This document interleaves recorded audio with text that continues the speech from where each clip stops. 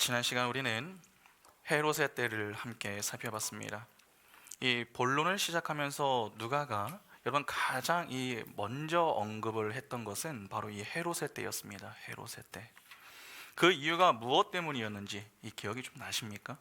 바로 복음의 실제성과 복음의 때를 교훈하기 위함 때문입니다. 헤롯은 역사 속에 실제 존재했었던 인물입니다. 이는 누가가 교훈하는 복음 역시 거짓으로 꾸며낸 이야기나 상상 속 이야기가 아니라 실제 이야기이다. 그것을 강조하는 것이죠. 그러나 동시에 그 때는 영적으로 매우 어둡던 때를 상징하기도 한다. 그렇게 말씀을 드렸습니다. 어둠에는 여러분 생명이 없습니다. 생명은 오직 빛 안에 있는 것입니다. 생명이 없으면 곧 사람들에게 기쁨이 없다 하는 뜻이 되겠죠. 이는 기쁨을 추구하지 않아서 기쁨이 없는 것이 아니라 기쁨을 추구하나 참된 기쁨에 도달할 수가 없음을 말씀드리는 것입니다. 죄로 타락한 죄인들은 역사 속에서 늘 생명과 기쁨을 추구했습니다. 그들은 그들이 만든 문명과 철학 그리고 종교와 과학 등에서 얼마든지 참된 기쁨에 도달할 수 있을 것이다. 그렇게 예상을 했습니다. 그러나 그 예상은 늘 빗나갔죠. 그렇게 힘의 원리로 기쁨을 추구하나 기쁨을 얻지 못하던 그 어두운 때가 바로 헤롯의 때였습니다. 그러한 때에 하나님의 복음, 즉 생명의 진리가 떨어진 것이죠. 이는 복음의 수요가 여러분 인간 편에서의 공로 때문이 아니라 하나님의 일방적인 은혜로 인한 것임을 교훈하는 이 대단히 중요한 내용이 됩니다. 그래서 이를 보다 구체적으로 교훈하기 위하여서 이 누가가 등장시키는 가정이 있습니다. 어느 가정입니까? 그 가정이 바로 사가랴 가정입니다. 사가랴와 엘리사벳은 제사장 가문에 속한 자들입니다. 성경은 그들을 의인이요 율법에 흠이 없었던 자들이다. 그렇게 소개를 하고 있습니다. 그러니까 적어도 남들에게 인정을 받을 만큼 이 신앙의 본을 보이며 살았던 부부였다라고 하는 것은 틀림이 없습니다. 그러나 남들 부럽지 않게 살 것 같은 그들의 인생에도 결핍이 있었죠. 바로 자녀가 없었다 하는 것입니다. 당시 자녀는 기쁨과 생명의 상징과도 같았습니다. 그런데 두 사람에게 다른 것은 있는데 자녀가 없습니다. 그러니까 사가랴와 엘리사벳의 인생에 다른 것은 다 있으나 가장 중요한 무엇이 없는 것입니까? 생명과 기쁨이 빠진 것입니다. 특히 성경은 두 사람의 나이가 많음을 지적하므로 스스로의 힘으로는 더 이상 생명과 기쁨에 도달할 수 없는 이 불가능한 상태에 놓여 있었음을 강조하고 있습니다. 그러면 그런 그들에게 진정한 생명과 기쁨이 주어지기 위해서는 여러분 무슨 방법만 남은 것입니까? 외부의 도움, 즉 하나님의 은혜가 그들에게 부어지는 방법만 남은 것입니다. 그래서 그 내용이 이제 시작이 되는데 먼저 본문을 한번 볼까요? 누가복음 1장 8절부터 10절 보시면 마침 사가랴가 그 반열의 차례대로 하나님 앞에서 제사장의 직무를 행할새 제사장의 전례를 따라 제비를 뽑아 주의 성전에 들어가 분향하고 모든 백성은 그 분향하는 시간에 밖에서 기도하더니 8절을 보면은 사가랴가 반열의 차례대로 제사장의 직무를 행했다. 그렇게 말씀합니다. 여기 반열이라고 하는 말이 등장하죠. 이 단어는 사실 이미 5절에 나온 적이 있습니다. 여러분 누가복음 1장 5절 보시면은 유대왕 헤롯 때에 아비야 반열의 제사장 한 사람이 있었으니 이름은 사가랴요 그의 아내는 아론의 자손이니 이름은 엘리사벳이라. 5절과 8절에 나오는 반열이라고 번역이 된 이 헬라어 단어는 위에라고 하는 전치사와 날이라고 하는 단어의 합성어입니다. 그러니까 일정 기간 동안의 봉사 또는 일정 기간 의무를 이행해야 하는 제사장들의 직임을 뜻합니다. 여기서는 이 후자의 의미로 사용이 되었습니다. 여러분 당시 제사장의 반열은요 하나가 아니었습니다. 24개로 나뉘어 있었습니다. 그래서 각 반열마다 1년에 한 주씩 두 차례 성전에서 봉사를 했습니다. 한 반열당 사람이 몇 명 정도가 되냐면 한 800명에서 1000명 사이였다라고 합니다. 사가랴가 속했던 이 반열은 아비야 반열이었습니다. 아비야 반열은 24개의 반열 가운데 8번째였습니다. 역대상 24장 10절을 보면 그 내용이 나옵니다. 7째는 학고스요 8째는 아비야요. 그동안 순서에 따라 각 반열에 속한 제사장들이 성전 봉사를 했습니다. 그리고 이제 사가랴가 속한 반열의 차례가 된 것이죠. 그런데 한 반열당 사람이 약 1000명 정도가 된다, 그렇게 말씀을 드렸습니다. 그러면 이 사람들이 다 성전에 들어갈 수 없는 거 아닙니까? 이에 그들이 직무의 분담을 위하여서 했던 것이 있습니다. 그것이 바로 9절에 나오는 제비뽑기입니다. 그러면 우리는 한 가지 궁금함이 생깁니다. 왜 굳이 제비를 뽑는가 하는 것입니다. 구약 시대부터 사람들은 주로 중요한 결정을 할 때면 늘 제비를 뽑았습니다. 그래서 성경을 보면 종종 제비를 뽑는 그러한 이야기가 등장을 하죠. 신명기 18장 10절부터 12절 보시면은 그의 아들이나 딸을 불 가운데로 지나게 하는 자나 점쟁이나 길흉을 말하는 자나 요술하는 자나 무당이나 진언자나 신접하는 박수나 초혼자를 너희 가운데 용납하지 말라. 이런 일을 행하는 모든 자를 여호와께서 가증히 여기시나니 이런 가증한 일로 말미암아 내 하나님 여호와께서 그들을 내 앞에서 쫓아내시느니라. 여호수아 14장 12절 보겠습니다. 그날에 여호와께서 말씀하신 이 산지를 지금 내게 주소서. 당신도 그 날에 들어가셨거니와 그곳에는 아낙 사람이 있고 그 성읍들은 크고 견고할지라도 여호와께서 나와 함께 하시면 내가 여호와께서 말씀하신 대로 그들을 쫓아내리이다 하니. 사무엘상 10장 20절과 21절도 보겠습니다. 사무엘이 이에 이스라엘 모든 지파를 가까이 오게 하였더니 베냐민 지파가 뽑혔고 베냐민 지파를 그들의 가족별로 가까이 오게 하였더니 마드리의 가족이 뽑혔고 그 중에서 기스의 아들 사울이 뽑혔으나 그를 찾아도 찾지 못한지라. 방금 읽은 구절을 보면은 여러분 사실은 이 위아래에 제비 뽑는 그런 이야기가 다 나옵니다. 이스라엘이 제비를 뽑았던 것은 여러분 운을 믿었기 때문이 아닙니다. 제비를 뽑았을 때에 나온 그 결과를 하나님의 뜻으로 여겼기 때문에 그들이 제비를 뽑은 것입니다. 그래서 그들은 그 뜻에 믿음으로 순종을 했습니다. 그러면 지금 아비야 반열에 속한 자들 역시 왜 제비를 뽑겠습니까? 하나님의 뜻에 따르기 위해서 제비를 뽑았던 것입니다. 그래서 제비를 뽑아 선택된 자들만이 성전에 들어가 분향을 할 수가 있었습니다. 그런데 그 성전에 들어가 분향하는 것이 얼마나 대단한 일이라고 사람들이 모여 제비 뽑기까지 하는가, 그런 궁금함이 드는 분들이 계실지 모르겠습니다. 그러나 잘 한번 생각해 보시기 바랍니다. 여러분 당시 제사장이라고 다 성소에 들어갔던 것은 아닙니다. 평생 제사장으로 살아도 단 한 번 성소에 들어가지 못하고 죽는 자들도 많이 있었습니다. 더욱이 1년에 각 반열이 돌아가면서 봉사를 한다고 말씀드렸죠. 그러면 1년에 봉사를 해봐야 얼마나 하는 것입니까? 횟수 자체가 많으면 그래도 좀 들어갈 이 가능성은 높아집니다. 그러나 일단 횟수 자체가 적습니다. 거기에 제비를 뽑아 일부만 성소에 들어간다라고 합니다. 그러니까 제비에 뽑혀서 성소에 들어간다고 하는 것이 그들에게는 얼마나 큰 영광이 되겠습니까? 때문에 성소에 들어가 분향하는 것은 제사장에게 평생 한 번 주어질까 말까 하는 그러한 기회였던 것입니다. 그런데 그렇게 큰 기회가 지금 누구에게 주어진 것입니까? 사가랴에게 주어진 것입니다. 거의 1000대 1을 뚫고 뽑혔으니 얼마나 이 감개무량하겠습니까? 여러분 가끔 교회에서 MT나 체육대회를 가보면은 재미를 위해서 뭘 하죠? 경품 추첨을 하지 않습니까? 혹시 해보셨습니까? 안 해보셨나요? 그럼 공감이 안 되실 것 같은데. 여러분 사람이 많을수록 당첨이 될 확률은요 매우 적어집니다. 그런데 한 300명 정도가 되는 교회에서 1등 당첨자에게 아이패드를 준다고 해보죠. 아이패드를 주겠다고 했는데 아무 기대 없이 있다가 자신의 번호가 불렸습니다. 그러면 그 마음이 어떠하겠습니까? 아이패드 지금 이거 얘기하는 거거든요.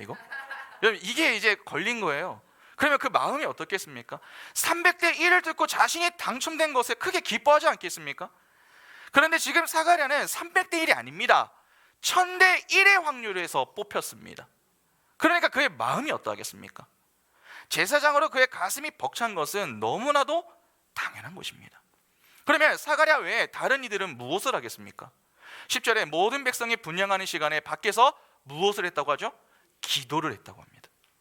여기 나오는 모든 백성은 이스라엘 전체를 가리키는 말이 아니라 당시 성전에 나와 있던 이스라엘 백성을 의미합니다. 그러니까 이들과 함께 기도했을 가능성이 매우 높겠죠. 여기까지가 오늘 읽은 본문의 이야기입니다. 아마 어떤 분들은 목사님, 이것이 복음과 무슨 연관성이 있습니까? 그런 궁금함이 드실지도 모르겠습니다. 그러나 본문을 조금만 유의해서 보시기 바랍니다. 상당히 중요한 내용이 이 속에 숨어 있습니다.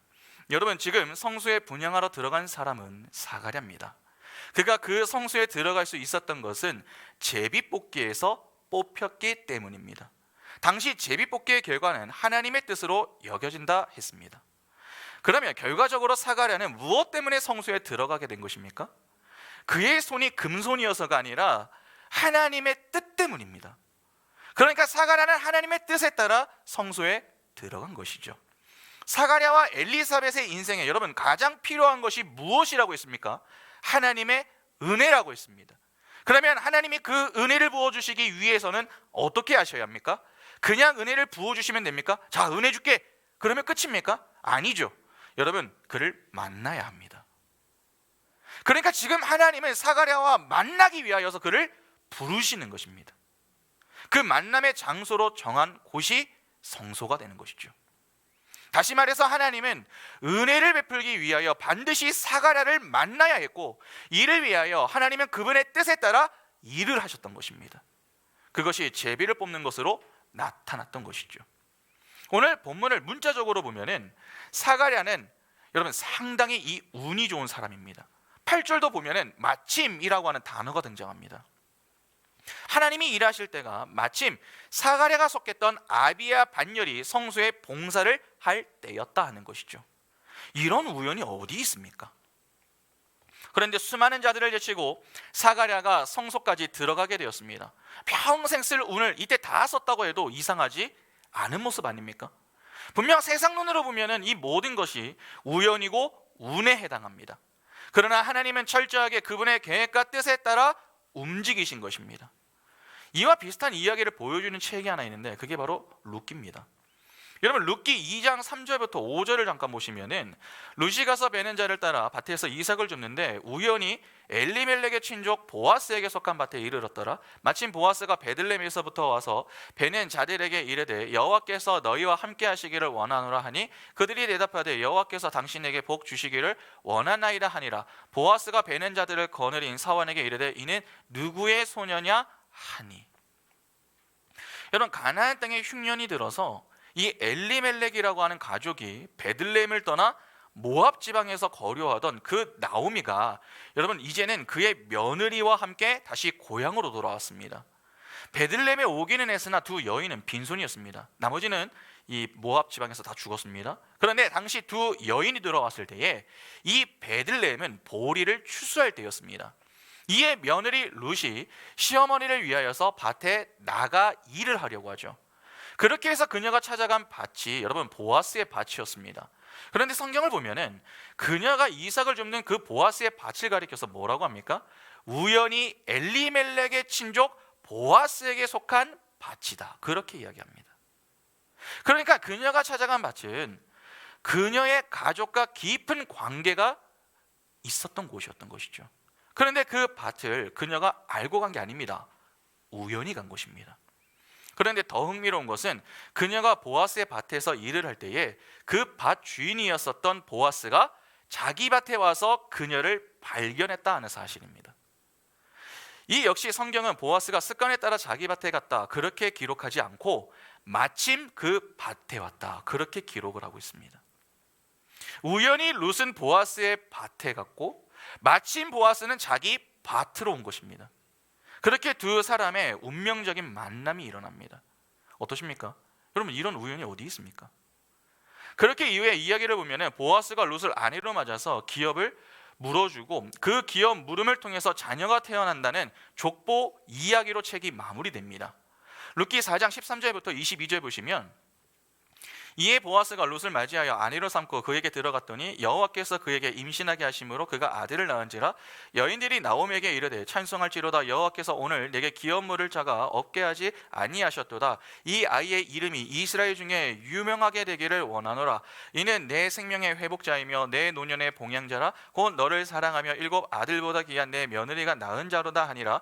나오미가 아기를 받아 품에 품고 그의 양육자가 되니 그의 이웃 여인들이 그에게 이름을 지어주되 나오미에게 아들이 태어났다 하여 그의 이름을 오벳이라 하였는데 그는 다윗의 아버지인 이새의 아버지였더라. 베레스의 계보는 이러하니라. 베레스는 헤스론을 낳고 헤스론은 람을 낳았고 람은 암미나답을 낳았고 암미나답은 나손을 낳았고 나손은 살몬을 낳았고 살몬은 보아스를 낳았고 보아스는 오벳을 낳았고 오벳은 이새를 낳고 이새는 다윗을 낳았더라. 보아스의 기업 물음으로 인해서 하나의 계보가 생겨나죠. 그런데 그 계보의 끝자락에 지금 누가 등장합니까? 다윗이 등장합니다. 잘 아시다시피 다윗은 예수 그리스도의 조상입니다. 그러니까 예수 그리스도의 오실 길을 준비하는 초석을 지금 누가 놓고 있는 것입니까? 보아스와 룻이 놓고 있는 것입니다. 그러면 두 사람은 반드시 만나야 했고 또 결혼을 해야 했다, 그러한 말이 되는 것이죠. 그러니까 우리 편에서는 그 모든 것이 우연이고 운처럼 보일 수 있지만 사실 그 모든 것은 철저한 하나님의 계획 아래에서 일어났었던 일들입니다. 인간 편에서는 다 우연처럼 보이지만 그 속에는 여러분 우연이 하나도 없었던 것입니다. 보이는 우연 뒤편에는 보이지 않는 하나님의 손길이 다 있었습니다. 그러니까 우리에게는 우연이어도 하나님에게는 필연인 것이죠.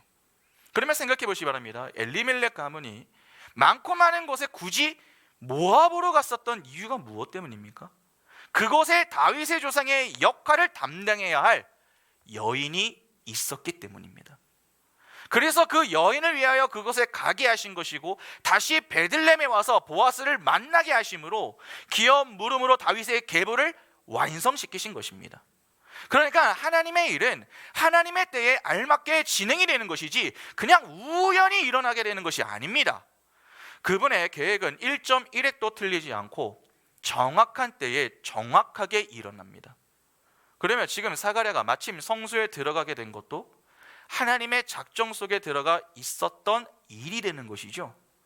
여기서 우리는 하나님이 어떤 분이신가 라고 하는 것을 다시 한번 확인할 수 있습니다. 여러분, 하나님은 어떤 분이십니까? 저 멀리 타자로 계시는 분이 아닙니다. 창조하시고 그 창조한 피조 세계를 직접 다스리시는 분이십니다. 특히 태초부터 구원하기로 작정한 자기 백성을 위하여서 그분은 친히 일을 하시는 분이십니다. 그러니까 자기 백성을 그분이 계획하신 그 뜻에 맞게 인도해 가신다는 것입니다. 그것이 바로 섭리와 경륜입니다. 그러나 죄로 타락한 죄인들은 어떻습니까? 하나님의 섭리와 경륜을 인정하지 않습니다. 그것을 부정하고 부인하는 것이죠. 그래서 자꾸 뭐라고 합니까? 우연의 일치다, 그렇게 접근하는 것입니다. 그렇게 해서 만들어낸 결과물이 진화론, 자연주의, 무신론, 그러한 것들 아닙니까? 여러분, 복음은 철저하게 하나님의 작정과 계획 아래에서 그리고 그분의 일하심의 결과로 주어지는 것입니다. 다시 말해서 하나님의 손에 의해서 주어지는 것입니다. 그러면 오늘 우리의 인생 역시 어떠한 것입니까? 당연히 하나님의 손에 달려 있는 것입니다. 종종 우리의 인생에 마치 우연처럼 느껴지는 그러한 일들이 있습니다. 그러나 그 모든 것은 우연이 아닙니다. 하나님의 작정 속에서 때가 되어 일어나는 것입니다. 병에 걸리고 실패하고 또 아픔을 겪는 그 모든 것이 다 하나님의 계획 아래에서 주어진 것들이다 하는 것입니다. 분명 우리 편에서는 내가 생각하지 못한 일들이 일어날 때면은 이해가 되지 않고 힘이 들어 입술에서 불평이 나올 수도 있습니다. 그러나 기억하셔야 합니다. 하나님은 선하신 분이십니다. 그리고 그 백성을 선하게 인도하시는 분이십니다. 그분은 택한 백성을 위해서 그분이 하실 수 있는 최선을 다하시는 분이십니다. 이는 오늘 본문만 보더라도 알 수 있습니다. 여러분 8절을 다시 한번 보시기 바랍니다. 8절 보시면 마침 사가랴가 그 반열의 차례대로 하나님 앞에서 제사장의 직무를 행하였어요. 여기 보면 그 반열의 차례대로라고 하는 어구가 나오죠. 아비야 반열 외에도 여러분 다른 반열들이 계속 일을 했습니다. 그러니까 제사장들은 계속해서 성소에 들어가 분향을 했다는 것이죠. 그런데 하나님은 그 가운데 누구를 기다리십니까? 사가랴의 때까지 기다리십니다. 그 전에도 그분이 일을 하시려고 했다면 얼마든지 하실 수 있었습니다. 그러나 하나님은 사가랴의 때, 즉 아비야의 반열의 때까지 기다리셨습니다. 그러다가 아비야의 반열의 때가 되었을 때에 일을 하셨던 것이죠. 그러면 그 전까지 하나님은 무엇을 하셨다는 말입니까? 기다리셨다 하는 것입니다. 이해 적지 않은 분들은 궁금해합니다. 왜 사가랴 때에 일을 하시는가라고 말이죠. 그러나 중요한 것은 왜 사가랴 때에 일을 하셨는가 하는 것이 아니라 하나님이 그분이 정하신 때에 일을 하셨다는 것입니다. 우리는 자꾸 어느 때에 일을 하셨는가에 관심을 두려는 경향이 있습니다. 그러나 이는 적절하지가 않습니다. 하나님이 일하시는 때는 하나님이 정하시는 것입니다. 그러면 우리의 관심은 하나님이 정하신 때에 일하신다라고 하는 것에 있어야 하는 것이지 하나님이 일하시는 시점이 되어서는 안 되는 것이죠. 피조물은 창조주를 이끄는 존재가 아니라 따르는 존재입니다. 그러니까 피조물은 창조주에게 무엇을 달라고 요구하거나 또 언제 어떤 일을 하게 될 것인가를 요청할 수 있는 그러한 입장이 아닙니다. 창조주가 무슨 말을 해도 그 말을 따라야 하고 언제 일하든 그때까지 잠잠히 기다릴 수 있어야 합니다. 그것이 바로 피조물입니다. 그런 점에서 피조물인 인간이 자꾸 하나님이 일하실 때에 관심을 두는 것은 하나님의 주도권에 도전을 하고 또 간섭하는 모습임을 기억하셔야 합니다. 여러분, 다시 말해서 그것은 죄가 될 수 있다는 것입니다. 죄가 들어오기 전과 후의 차이를 잘 한번 생각해 보시기 바랍니다. 죄가 들어오기 전에 아담은요, 하나님보다 앞서지 않았습니다. 하나님이 끌면 끌려가고 무언가를 시키면 그대로 순종했습니다. 창세기 2장 15절과 16절 보시면 여호와 하나님이 그 사람을 이끌어 에덴 동산에 두어 그것을 경작하며 지키게 하시고 여호와 하나님이 그 사람에게 명하여 이르시되 동산 각종 나무의 열매는 내가 임의로 먹되. 아담은 에덴 동산에서 창조가 된 것이 아니라 그 밖에서 창조가 되었습니다. 그런데 그렇게 에덴 밖에서 창조된 아담을 하나님이 에덴으로 끌고 가시죠. 아담이 하나님께 하나님 저 에덴으로 좀 가게 해주세요 그렇게 졸랐던 게 아닙니다. 하나님이 그를 일방적으로 그 에덴으로 끌고 가신 것입니다. 또한 창세기 2장 21절부터 23절도 한번 보시면은 여호와 하나님이 아담을 깊이 잠들게 하시니 잠들매 그가 그 갈빗대 하나를 취하고 살로 대신 채우시고 여호와 하나님이 아담에게 취하신 그 갈빗대로 여자를 만드시고 그를 아담에게로 이끌어 오시니 아담이 이르되 이는 내 뼈 중에 뼈요 살 중에 살이라 이것을 남자에게서 취하였은즉 여자라 부르리라 하니라.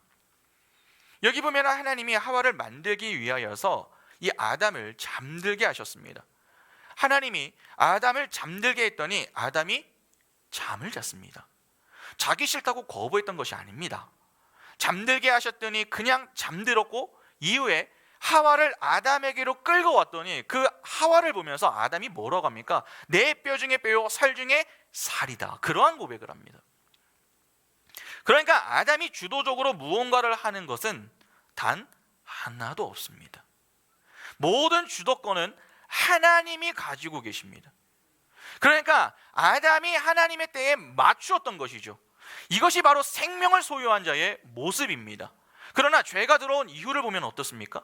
아담이 하나님보다 앞서서 행동하기 시작합니다. 창세기 3장 8절부터 10절 보시면 그들이 그날 바람이 불 때 동산에 거니시는 여호와 하나님의 소리를 듣고 아담과 그의 아내가 여호와 하나님의 낯을 피하여 동산 나무 사이에 숨은지라. 여호와 하나님이 아담을 부르시며 그에게 이르시되 내가 어디 있느냐. 이르되 내가 동산에서 하나님의 소리를 듣고 내가 벗었으므로 두려워하여 숨었나이다. 하나님이 말씀하지도 않으셨는데 먼저 하나님을 피해서 숨어버립니다. 하나님이 책망하지도 않으셨는데 결과를 다 예상합니다. 이는 하나님의 주권을 무시하는 행위입니다. 자신의 때에 하나님을 맞추려고 하는 행위와 결코 다르지 않습니다. 이것이 생명을 잃어버린 자들의 모습입니다. 이렇게 생명을 잃어버린 죄인들이 모여 사는 곳, 여러분 그곳이 바로 세상이죠. 그래서 세상 속에 있는 죄인들은 누구나 알 것 없이 하나님보다 앞서는 우를 범합니다. 그렇게 죄인들은 선악을 판단하는 주체가 되어서 하나님이 일하실 때를 정해 놓으려고 합니다. 그러니까 내가 생각하고 계획하는 대로 움직여야 한다, 그러한 자기 중심적인 사고를 갖고 사는 것입니다. 그러면 그러한 사고를 가지고 사는 자가 여러분 신앙생활을 하게 되면 어떻게 되겠습니까? 그런 자들은 하나님을 믿기는 합니다. 그러나 하나님을 조종하려고 하겠죠. 자신의 그릇에 하나님을 자꾸 담으려고 합니다.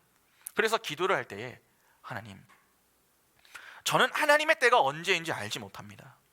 그러나 그때까지 믿음으로 제가 잘 인내하며 기다릴 수 있도록 저에게 믿음의 담대함을 허락해 주십시오. 그렇게 기도하지 않습니다. 오히려 때를 정해놓고 하나님, 이때까지 이것을 해주시고 저 때까지 문제를 해결해 주십시오. 그렇게 자꾸 때를 정해놓고 기도하려고 합니다. 그런데 그때가 되었는데 응답이 없으면 어떻습니까? 불안해하고 힘들어합니다. 하나님이 내 기도를 듣지 않으셨는가? 내게 뭔가 문제가 있나? 그렇게 엉뚱한 반응을 보이며 자신의 뜻대로 이루어지지 않고 또 그로 인한 답답한 상황이 계속되는 것에 자꾸 불평을 하는 것이죠. 그러니까 자기 중심적인 사고로 신앙생활을 하게 되면 기복적인 신앙생활을 하게 될 가능성이 매우 높아지게 됩니다. 그러니까 신앙생활을 하는가 하지 않는가, 그보다 더 중요한 것이 내가 신앙생활을 어떻게 하고 있는가, 그것을 우리가 좀 고민해 봐야 하는 것입니다. 신앙생활 자체의 목적을 두게 되면 우리는 우리 마음대로 신앙생활을 할 가능성이 높습니다. 그러면 연수와 직분에 상관없이 우리는 우리의 성격 고집대로 신앙생활을 합니다. 그러면 변화는 결단코 생기지 않습니다. 생겨도 교만한 쪽으로 생깁니다. 하나님을 아는 것 같은데 모릅니다. 그러니까 그냥 안다고 착각하며 지내는 것이죠. 그런데 그런 사람들은 대체적으로 교만합니다. 마치 하나님을 잘 아는 것처럼 여기는 것이죠. 그러나 하나님을 잘 안다고 생각하는 사람치고 하나님을 잘 아는 사람은 거의 없습니다. 선지자라고 다른 줄 아십니까? 그렇지 않습니다. 하박국 1장 2절부터 4절 보시면 여호와여, 내가 부르짖어도 주께서 듣지 아니하시니 어느 때까지리이까? 내가 강포로 말미암아 외쳐도 주께서 구원하지 아니하시나이다. 어찌하여 내게 제약을 보게 하시며 패역을 눈으로 보게 하시나이까? 겁탈과 강포가 내 앞에 있고 변론과 분쟁이 일어났나이다. 이러므로 율법이 해이하고 정의가 전혀 시행되지 못하오니 이는 악인이 의인을 애워쌌으므로 정의가 굳게 행하여 짐이니이다. 하박국이라고 하는 이 이름은요, 끌어안다라고 하는 의미가 있습니다. 그는 민족을 품에 안고 그들을 위한 기도를 쉬지 않는 선지자였습니다. 그런데 그런 그의 간절한 부르짖음에 하나님이 응답하지 않으셨습니다. 이에 그가 하나님께 항변을 하는 것이죠. 그러면 하박국이 하나님께 항변하는 이유가 여러분 무엇 때문입니까? 자신이 생각하는 때보다 하나님의 응답이 너무 느렸기 때문입니다.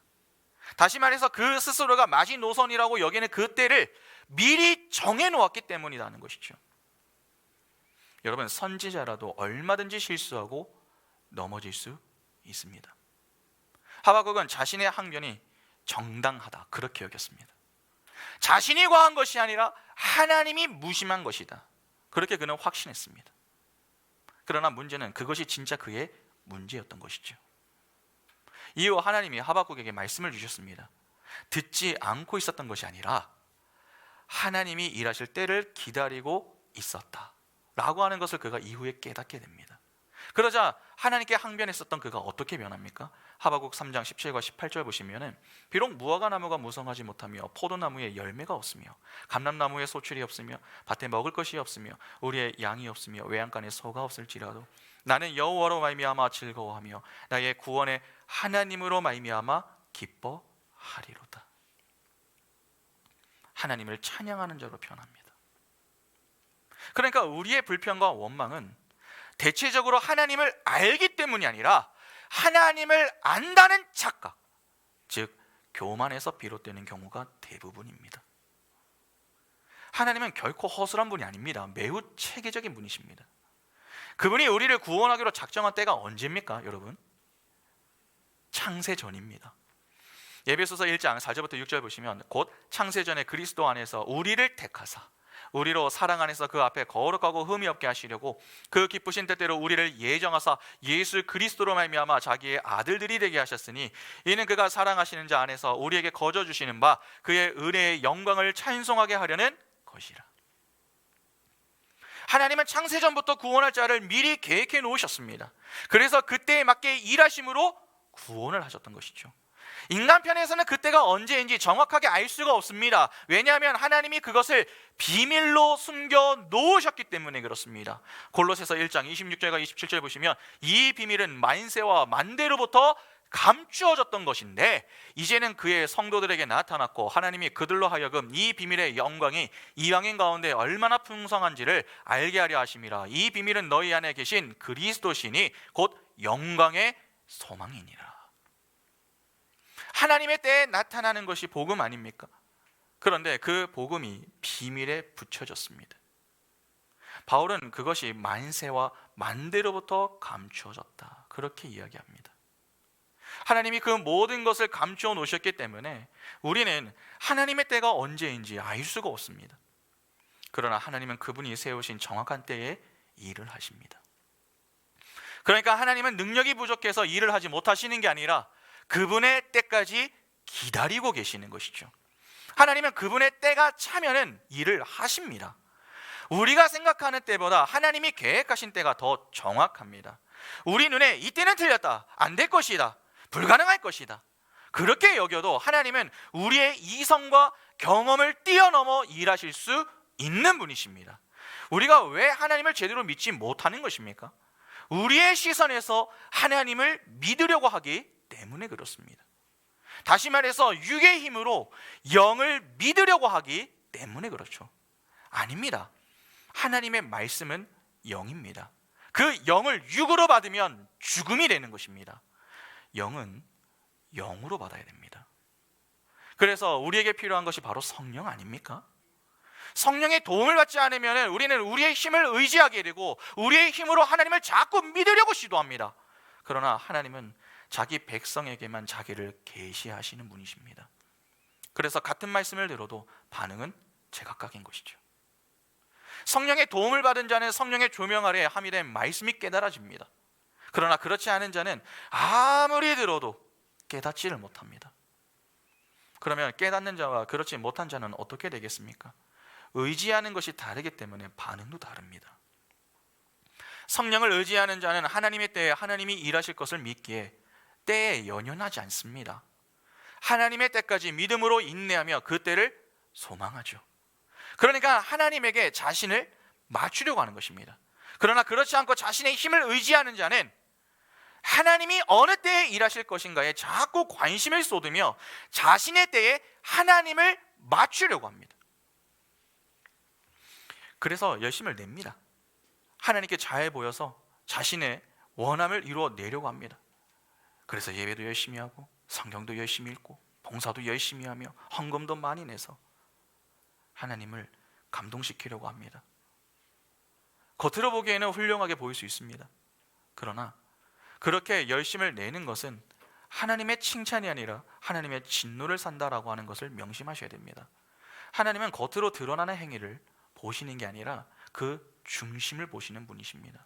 다시 말해서 얼마나 멋지고 열심을 내었는가, 그것을 보시는 게 아니라 그 멋지고 열심을 내는 동기와 목적이 무엇인가, 그것을 보신다는 것입니다. 아무리 하나님을 감동시키려고 해도 그 목적이 자신의 원함을 이루기 위함이라면은 그것은 하나님의 영광이 될 수가 없습니다. 여러분, 하나님이 우리에게 바라시는 것이 무엇입니까? 무엇을 하여서 하나님을 감동시키는 것이 아닙니다. 하나님과 하나님이 보내신 자 예수 그리스도를 믿는 것입니다. 그것은 남들이 보기에 별것 아닌 것처럼 보일 수 있으나 하나님이 보시기에는 큰 것입니다. 내 안에 하나님을 담는 게 아닙니다. 하나님 안에 나를 담는 것입니다. 그래서 내 때와 상관없이 하나님의 때에 하나님의 방식대로 일하실 것을 믿으며 오늘 하루 내게 주어진 자리에서 최선을 다해 사는 것을 하나님께서 기뻐하시는 것입니다. 그것을 믿으며 매일을 살아내는 것이 진짜 하나님이 바라시는 것입니다.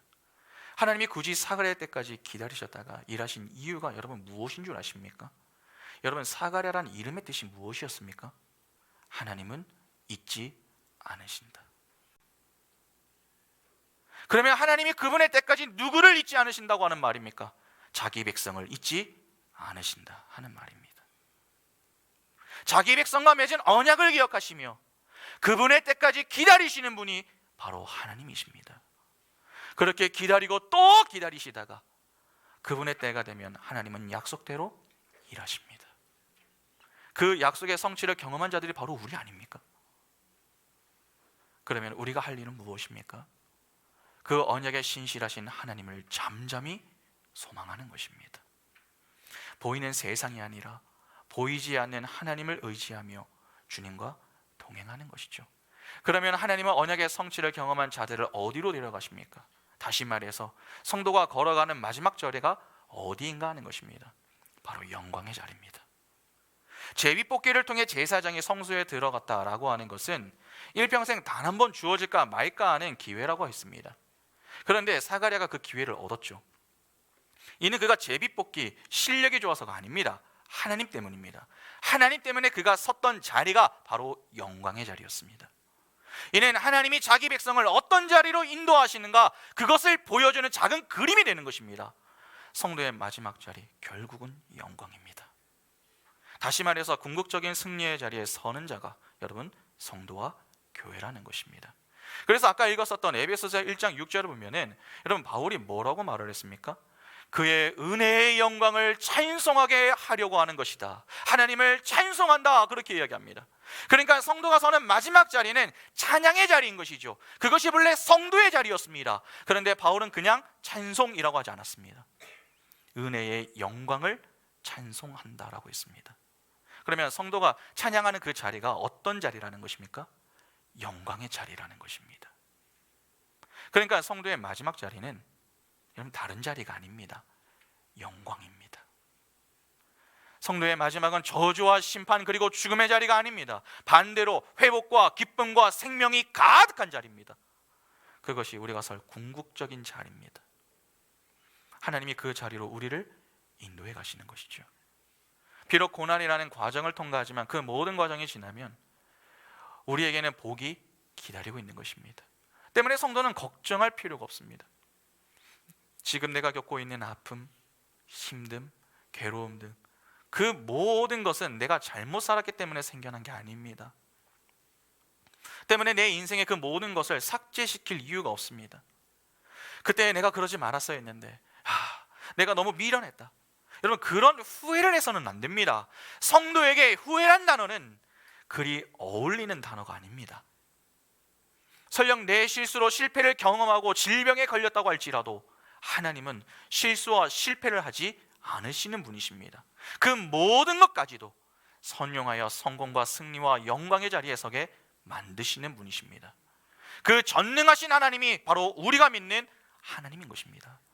다시 말해서 우리가 실패라고 여기는 그 모든 것들도 합력하여 선으로 인도하실 수 있는 전지전능하신 분이 바로 우리가 믿는 하나님이다 하는 것입니다. 우리가 이 땅을 살며 세상을 두려워하지 않으며 살 수 있는 길은 여러분 하나밖에 없습니다. 하나님을 아는 바른 지식을 소유하는 것밖에 없습니다. 하나님을 모르면 자꾸 우연히 일어나는 것에 신경을 씁니다. 그러면 우리는 두려움에서 벗어나지를 못합니다. 이스라엘이 홍해를 건너기 전에 여러분 왜 그렇게 두려워했습니까? 하나님을 아는 지식이 없었기 때문에 그렇습니다. 만일 그들이 하나님을 아는 바른 지식을 조금만이라도 가지고 있었다면 그렇게 두려워하며 불평했겠습니까? 광야 생활을 하면서 하나님이 그들의 인생에 어떤 복을 베푸셨고 또 어떻게 함께 하셨는가를 그들이 경험한 이유였다면 어떠했겠습니까? 두렵고 힘들지만 그래도 전보다는 조금 나은 모습을 보이지 않았겠습니까? 아무리 불가능해 보여도 긴박하고 숨이 턱턱 막힐 것 같아도 불가능을 가능케 하실 하나님이 일하시면은 모든 문제가 해결된다는 그 믿음으로 인해 불평할 그 시간에 하나님께 잠잠히 기도하며 그 일하심을 소망했을 가능성이 매우 높습니다. 그러나 이스라엘은 아는 것 같으나 몰랐습니다. 이것이 사실상 오늘날 우리의 문제 아닙니까? 아는 것 같은데 정작 물어보면은 모릅니다. 평소에는 드러나지 않다고 여러분 정작 문제가 생겨나면, 평소에는 드러나지 않아도 여러분 정작 문제가 생겨나면 흔들리고 너무나도 쉽게 쓰러집니다. 믿음의 진가는 평상시에 드러나지 않습니다. 여러분, 언제 나타납니까? 위기의 순간에 나타납니다. 문제가 생겼을 때. 그런 점에서 오늘 우리는 어떻습니까? 정말 제대로 된 하나님을 아는 지식을 가지고 있습니까? 우리는 그 지식이 없는데 아무런 불편함을 느끼지 않습니다.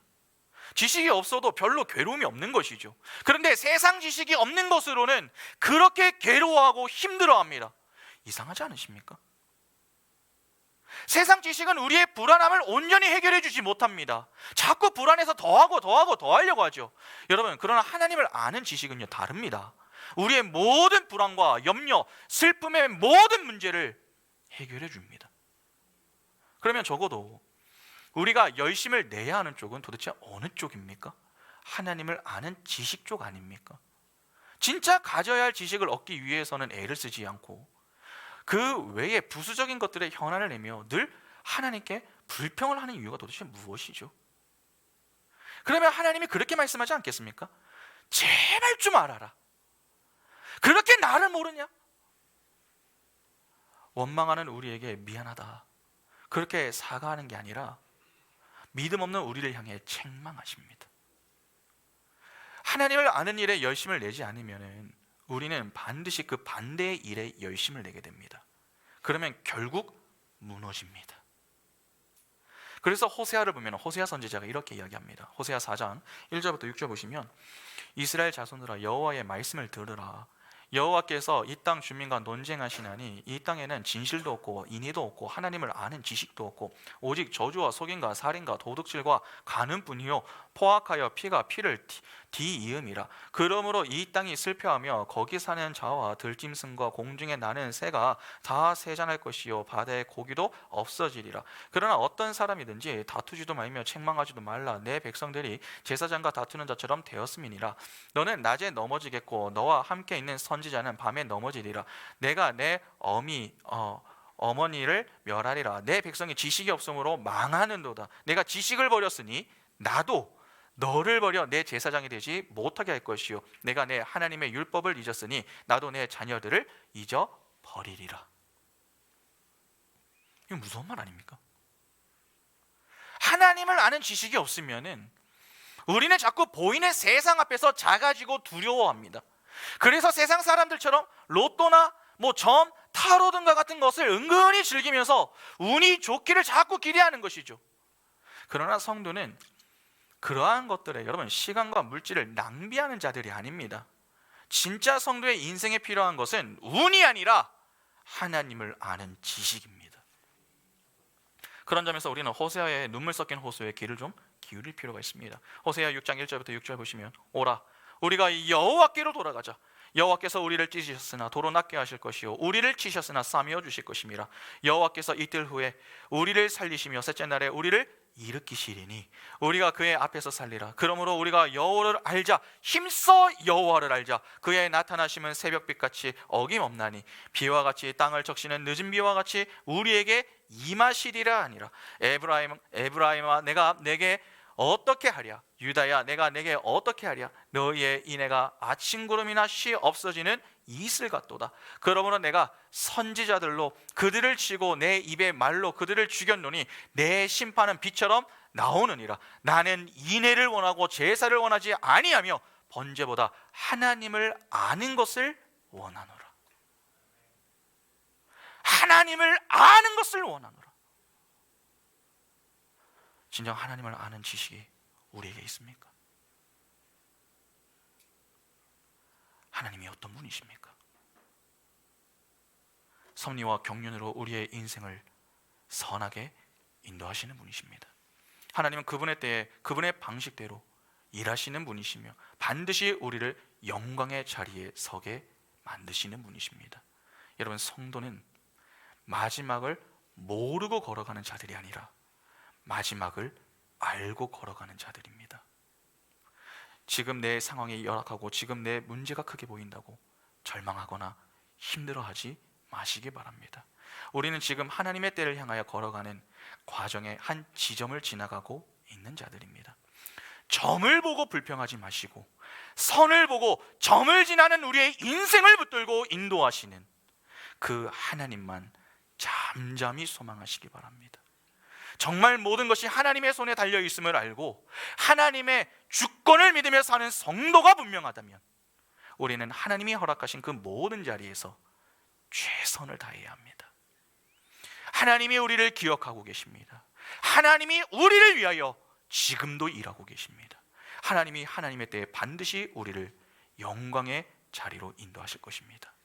그 분명한 사실을 믿고 확신하여서 하나님의 때까지 믿음으로 잘 인내함으로 하나님의 때에 그 영광의 자리에서 영광의 하나님을 함께 찬미하는 인생, 그 인생이 바로 우리의 인생이 될 수 있기를 간절히 소망합니다. 우리 같이 함께 찬양하겠습니다.